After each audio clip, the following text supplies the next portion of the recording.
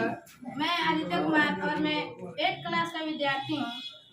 सबसे पहले मैं अपने शिक्षकों का धन्यवाद करना चाहूँगा जिन्होंने मुझे इस कार्यक्रम को होस्ट करने का मौका दिया है। और मैं अपने अभिभावकों को भी धन्यवाद दूंगा जिन्होंने इन कार्यक्रम में आकर इस कार्यक्रम में चांद लगा दिए। मैं धन्यवाद तो इसलिए देना चाहूँगा क्योंकि वो आए जिसके कारण सर ने मिठाई का भी प्रबंध किया है, नहीं तो वरना हमें तो सिर्फ 1-2 चॉकलेट से ही काम चलाना पड़ता है। इसके लिए तो पहले मैं धन्यवाद मैं उन लोगों का देना चाहूँगा, हमें भी मिलेगा। तो कार्यक्रम को शुरू करते हैं।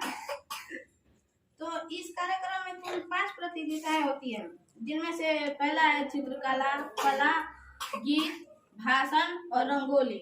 पहले मैं भाषण से शुरुआत करना चाहूँगा। तो भाषण में पहले है शिव भैया जो आज मैं जिस शब्द को बोलने वाला उस शब्द के बारे में यहाँ पर उपस्थित चाहे छोटे हो तो चाहे बड़े हो तो सब कोई जानते हैं, और वो शब्द है माँ, जिसको सुनते ही हमें एक प्यार, अपनापन तथा लगाव का अनुभव होता है।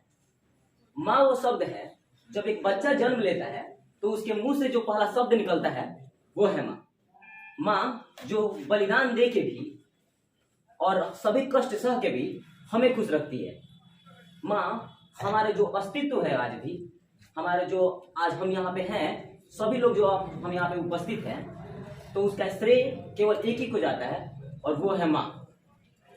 माँ जो कि एक प्यार का सागर है, निर्मलता का भाव है।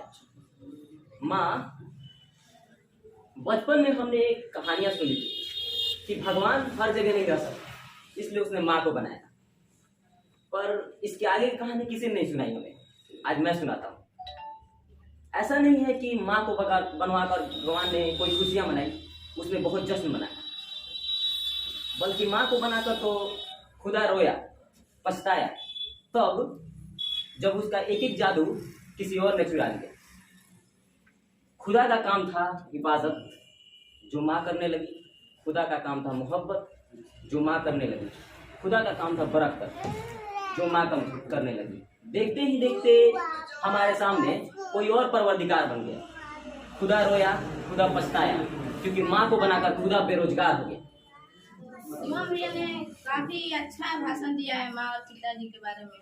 आदरणीय शिक्षक, पूजनीय अतिथिगण, मैं सबसे पहले धन्यवाद करना चाहूँगी अपने सर का, जिन्होंने इतना बड़ा अपॉर्चुनिटी मुझे दिया और इस काबिल समझा कि मैं इस मंच पे आके आप लोगों के समक्ष कुछ कह सकूँ। आज मैं माता पिता के बारे में आप लोगों को बताना चाहता हूँ। जैसे कि भैया बोले हैं कि माता पिता बहुत प्यार करते हैं उन लोगों से, बहुत भगवान का दिया हुआ एक वरदान होते हैं हम लोगों के लिए, जो वरदान हम लोग समझते नहीं हैं। हम लोग माता पिता हम लोग से बहुत प्यार करते हैं, बहुत, जैसे कि भैया बताए हैं, बहुत प्यार करते हैं। हम लोग को माता पिता का कद्र करना चाहिए। वो हमारे सपनों के लिए दिन रात जगते हैं, हमारी खुशियाँ के लिए दिन रात जगते हैं। हम खुश हो वो खुश होते हैं, दुख हो तो दुखी में वो भी रहते हैं।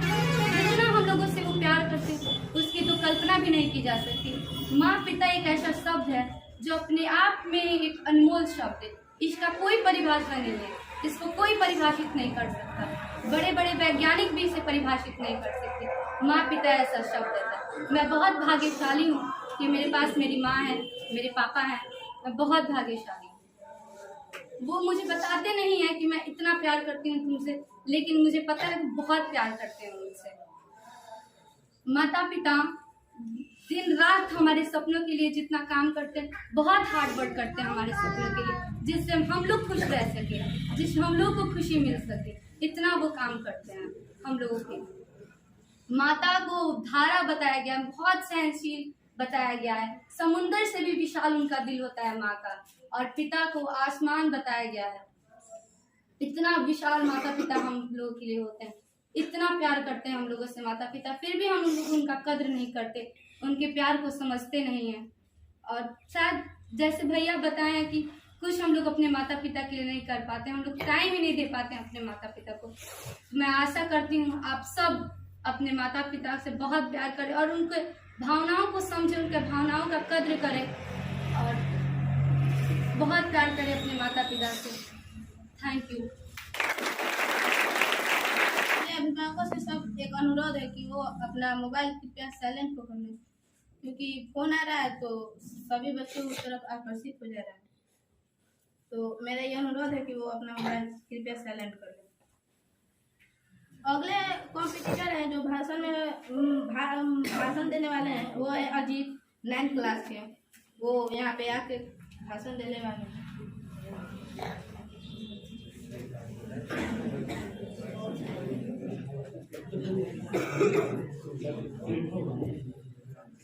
Hi, this is Ajit Kumar. Good morning, dear brother and sister.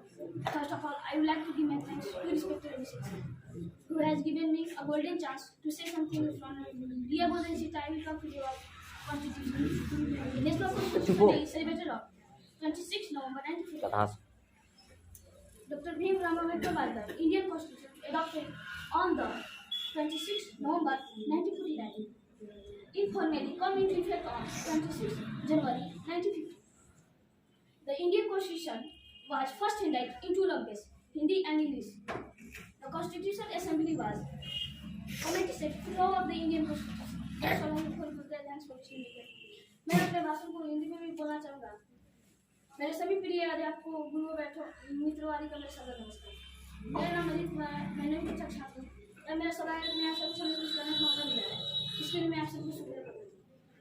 मेरे भाषण में मेरे तरफ कोई भी गलत शब्द नहीं हो तो मुझे नादान का समझ करना। आज मैं आप सबके सामने संविधान पर हिंदी में भाषण बोलने वाला हूँ। हर हितों की रक्षा हो ऐसा विधान है, हर हितों की रक्षा हो ऐसा विधान है, सबको जोड़कर रखे ऐसा भारत का संविधान है।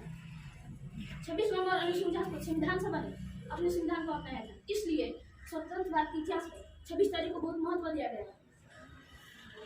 26 नवंबर 1949 को संविधान सभा की बैठक थी, जिसमें स्वतंत्र भारतीय संविधान को पेश किया गया और संविधान सभा ने जुट से लंबे समय तक उनका जयकारों से उनका स्वागत किया। अब हम आते हैं संविधान क्या है और संविधान कैसे करते हैं।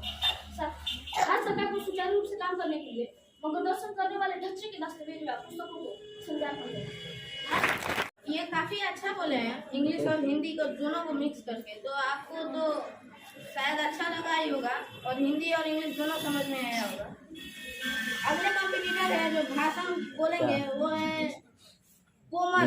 कोमल है गीत। तो गीत में मानो आएंगे, 8th क्लास के हैं। वो शिक्षकों एवं अभिभावकों को मेरा सादर नमस्कार एवं मेरे भाई बहनों को मेरा नमस्कार।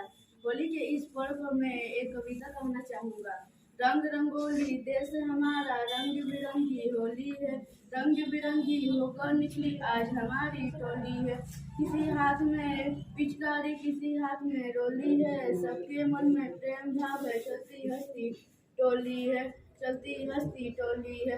सबके मुखड़े रंग पुते है, कौन राम है कौन किशन, भेदभाव की बात न को। Respected teachers and dear friends, good morning to all of you. I, Shruti Kumari. Today we gathered here celebrated the biggest festival of India is Holi. I am very happy to deliver a speech in front of you. First, I would like to thank respected Abhishek sir, who has give me a golden chance to say something in front of you. Many festivals are celebrated in India. Holi is the one of them. It is the known as Festival of Colors. It is the most popular festival of India. It is celebrated by Hindus. This festival is celebrated on full moon day in month of Fagun according to Hindus calendar. Holi is 2 days ancient. First day is known as Holika Dahan and Choti Holi. Lord Vishnu saved his devoted Prahlad. तेरी उंगली पकड़ के चला, तेरी उंगली पकड़ के चला, ममता की चलने वाला मेरी माँ, तेरा लाडला। तेरी उंगली पकड़ के चला, ममता के आंचल में पला माँ, वो मेरी माँ। बन के तेरा साया मैं तुझको थाम लूं, उठ के रब से पहले मैं तेरा नाम लूं, बन के तेरा साया मैं तुझको थाम लूं, उठ के रब से पहले मैं तेरा नाम लूं, रख तुझे पलक तले पूजा करूं तेरी, तेरे सिवा तू बता क्या जिंदगी मेरी माँ। चलो देश चलो, देश मांगता है कुर्बानियाँ, देश मांगता है कुर्बानियाँ, कानू पर देशा विच रोलिए जवानियाँ, देश चलो देश चलो, देश चलो देश चलो, अपने हाथों से हम लिखेंगे अपनी तकदीरें, हमें बदलनी होंगी इन हाथों की सभी लकीरें, ओ चक्र बंद कर तुझे से ओ हारिया, देश चलो ओ देश चलो, ओए देश चलो देश चलो, जहाँ पे दी गुरु गोविंद सिंह ने बेटों की कुर्बानी, मिट गई देश के खातिर जहाँ पे झांसी वाली रानी, चलो वहाँ लिख दे आज़ादी की कहानियाँ, देश चलो देश चलो। मेरा नाम कोमल कुमारी है, मैं क्लास 9 की छात्रा हूँ। मैं होली पे कुछ लाइन बोलने वाली हूँ। अगर मुझसे कोई भूल हो जाए तो मुझे माफ़ कर दीजिएगा। होली हम क्यों मनाते हैं? होली के पीछे अनेक कारण हैं। जैसे प्राचीन काल में एक अत्याचारी राजा हिरण्यकश्यप ने तपस्या करके भगवान ब्रह्मा जी से वरदान पा लिया कि संसार का कोई भी चीज मनुष्य देवी देवता उसे ना मार सके, ना वे दिन में मरे ना रात में, पृथ्वी पे ना आकाश में, ना घर में ना बाहर, यहाँ तक कि कोई शस्त्र भी उसे ना मार सके। ऐसा वरदान पाकर हिरण्यकश्यप खुद को भगवान मानने लगा और ये चाहता था कि हर कोई उसकी पूजा करे।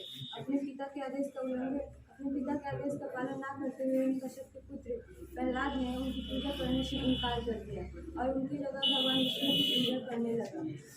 हिरण्यकश्यप का पुत्र प्रहलाद भगवान विष्णु का परम भक्त था और उसके ऊपर भगवान विष्णु की असीम कृपा थी। एक बार प्रहलाद भगवान विष्णु की आराधना अपने पुत्र प्रहलाद को भगवान विष्णु की आराधना करते देखे। हिरण्यकश्यप ने नाराज होकर उनको कई सजाएं दी, जिससे वो प्रभावित ना हुए। इसके बाद हिरण्यकश्यप और उनकी बहन होलिका ने मिलकर एक योजना बनाई। होलिका, मैं बताना चाहती हूँ होली कैसा होना चाहिए और होली कैसा नहीं। होली हमारे देश के महत्वपूर्ण त्योहारों में से एक है जिसमें हर किसी को होली मनाने का अधिकार होता है, लेकिन हमारे समाज में ऐसा नहीं होता। हमारे समाज में 10% ऐसे लोग होते हैं जो सालों को दुश्मनी दिलाकर होली दोस्ती का हाथ बढ़ाते हैं, लेकिन 90% ऐसे लोग होते हैं जो नशीले पदार्थ का सेवन करके किसी को मारते किसी को पीटते हैं।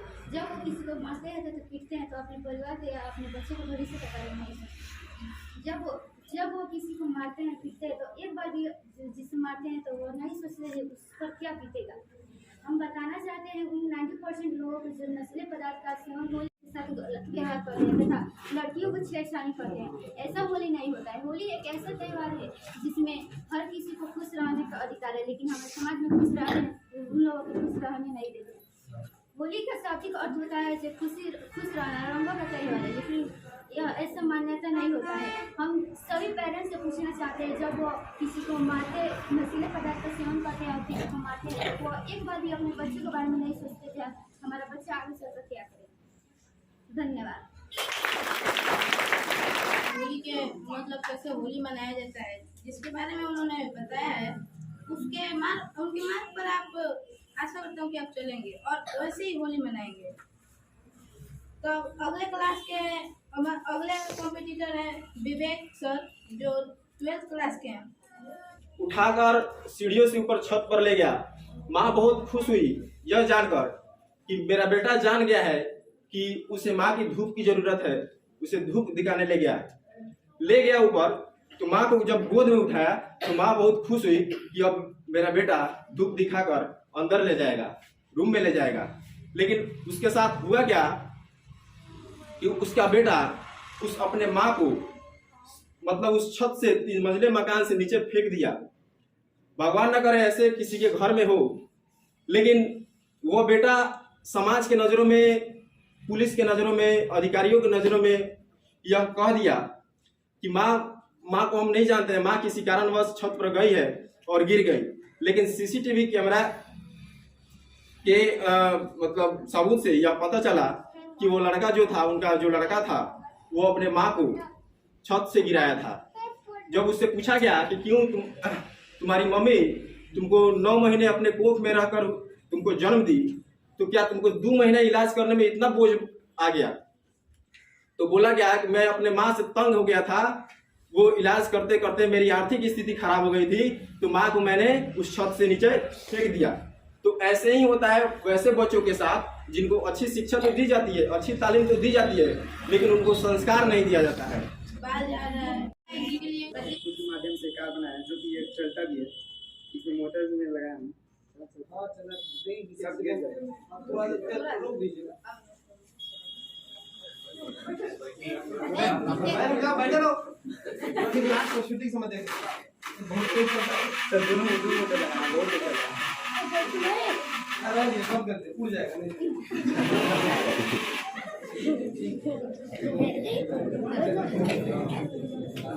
और हमारी संस्था का उद्देश्य भी यही है कि हम लोग लीडर्स खड़ा कर सके।